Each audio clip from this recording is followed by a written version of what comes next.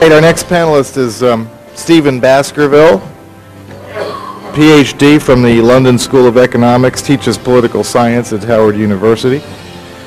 Recently named President of the American Coalition for Fathers and Children. His writings on family and fatherhood issues have appeared in leading national and international publications, including the Washington Post, the Washington Times.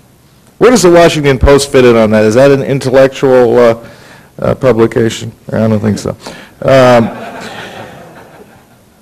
Insight, WorldNet Daily, Family Policy, American Spectator, The Spectator, etc. You've also seen him on the O'Reilly Factor, Hardball with Chris Matthews, Court TV with Fred Graham and Catherine Cryer. And let's welcome Stephen Baskerville, who's going to talk about fathers' rights.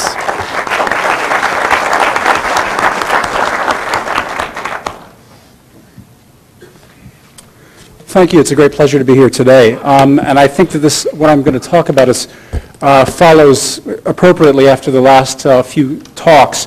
A case study is what I intend to present here, and precisely how the judiciary and other branches of our government have grossly abused their authority in recent years, and one that shows that it doesn't require a terrorist attack for the government to undertake repressive measures against citizens who are simply minding their own business. Many of you have probably heard of the fatherhood crisis over the last decade or so. President Clinton made it a major part of his administration. It is followed on in President Bush's administration. The marriage initiative, which you've probably heard of, the $1.5 billion the president proposes for encouraging healthy marriages, is really a continuation of the Clinton administration programs on fatherhood. Many of these programs, these are not just federal, many state and local governments have also created fatherhood initiatives over the last decade or so over an alleged crisis of fatherhood. I'm not going to talk here about this crisis itself, except to say that it is almost entirely a creation of government. I cannot go into details about the nature of the fatherhood crisis, where it comes from. I've published, as Joseph said, a number of works on this, and I can refer you to those, analyzing that this is almost entirely a government hoax, or to the extent that it exists, it is a government creation. It's enough just to point out what most of you probably know, and that is over the last 15 years, fathers have been the subject of the most massive system of propaganda and invective ever launched by the United States government against its own citizens.